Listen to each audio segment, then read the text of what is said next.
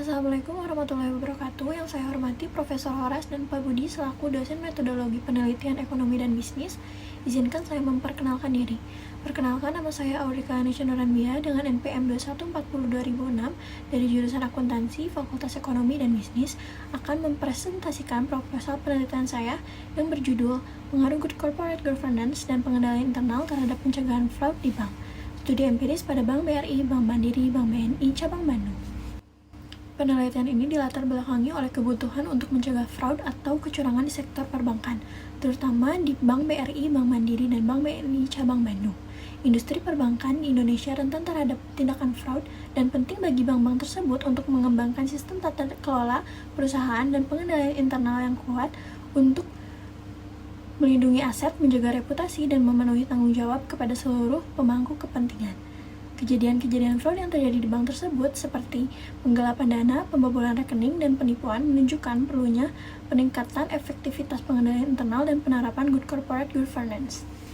Yang selanjutnya, rumusan masalah. Yang pertama, bagaimana pengaruh good corporate governance terhadap pencegahan fraud di Bank BRI, Bank Mandiri, dan Bank BNI Cabang Bandung. Yang kedua, bagaimana pengaruh pengendalian internal terhadap pencegahan fraud di Bank BRI, Bank Mandiri, dan Bank BNI Cabang Bandung. Dan yang ketiga, bagaimana pengaruh pengendalian internal dan good corporate governance secara bersama-sama terhadap pencegahan fraud di Bank BRI, Bank Mandiri, dan Bank BNI Cabang Bandung. Selanjutnya, tinjauan pustaka. Terdapat grand teori. Yang pertama, teori fraud triangle. Menurut teori ini, kecurangan terjadi ketika seseorang mengalami tekanan atau motivasi untuk melakukan kecurangan, ada peluang atau kesempatan untuk melakukannya, dan orang tersebut merasionalisasikan tindakan kecurangan tersebut. Dengan memahami faktor tersebut, organisasi dapat mengurangi resiko terjadinya kecurangan. Dan yang kedua adalah teori keagenan, adalah konsep yang menjelaskan hubungan antara pemilik perusahaan dan manajemen perusahaan. Selanjutnya, GCG itu adalah praktik tata kelola perusahaan yang baik yang mencakup struktur organisasi, kebijakan, dan prosedur yang memastikan bahwa perusahaan dijalankan dengan transparan, akuntabel, dan sesuai dengan prinsip-prinsip etika. Menurut OJK, penerapan good corporate governance yang baik itu dilakukan secara transparansi, accountability, responsibility, independensi, dan fairness.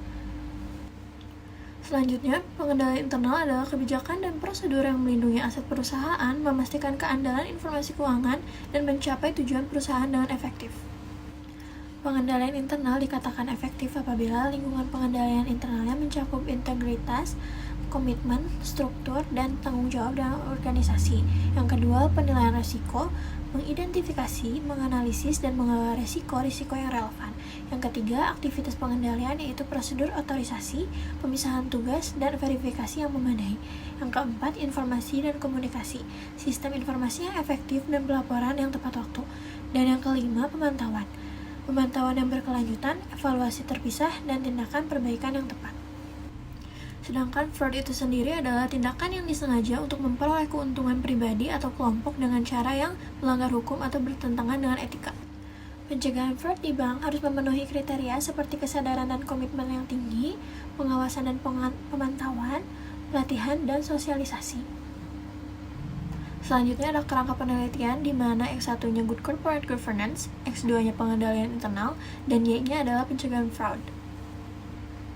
Selanjutnya hipotesis. Hipotesis yang pertama, good corporate governance berpengaruh terhadap pencegahan fraud. Hipotesis yang kedua, pengendalian internal berpengaruh positif dan signifikan terhadap pencegahan kecurangan atau fraud.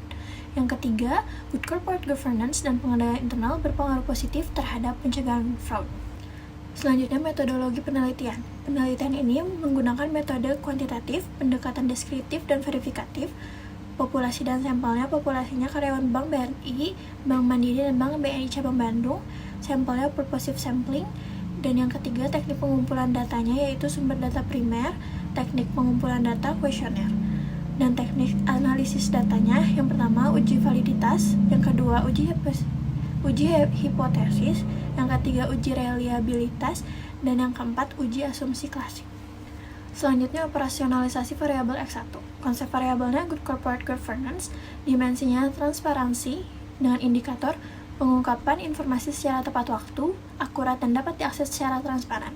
Yang kedua, accountability dengan indikator kejelasan fungsi, pelaksanaan, dan pertanggungjawaban organ perusahaan. Yang ketiga, responsibility, tanggung jawab sosial dan lingkungan perusahaan. Yang keempat, independensi, Dengan indikator, Dewan Komisaris dan Direksi dapat bertindak independensi dan profesional. Yang kelima, fairness. Indikatornya perlakuan adil dan setara terhadap seluruh pemangku kepentingan, pemegang saham, dan karyawan. Selanjutnya, operasionalisasi variabel X2, yaitu pengendalian internal.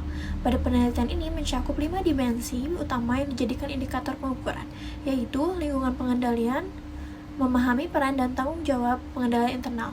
Yang kedua, penilaian risiko, yaitu identifikasi dan analisis risiko yang signifikan, serta merespon yang tepat terhadap risiko yang teridentifikasi. Yang ketiga, informasi dan komunikasi, yaitu komunikasi informasi yang relevan dan tepat waktu.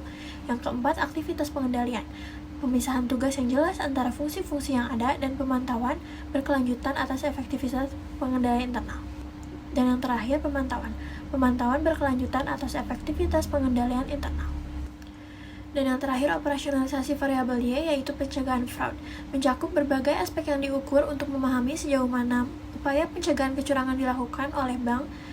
Ini termasuk pembangunan budaya anti-fraud, penciptaan lingkungan kerja yang positif, penguatan program anti-fraud, yaitu evaluasi program kompensasi dan kinerja, serta penilaian terhadap teknik pencegahan kecurangan yang diterapkan. Sekian penjelasan dan presentasi penelitian ini. Terima kasih atas perhatian dan kesempatan yang diberikan. Wassalamualaikum warahmatullahi wabarakatuh.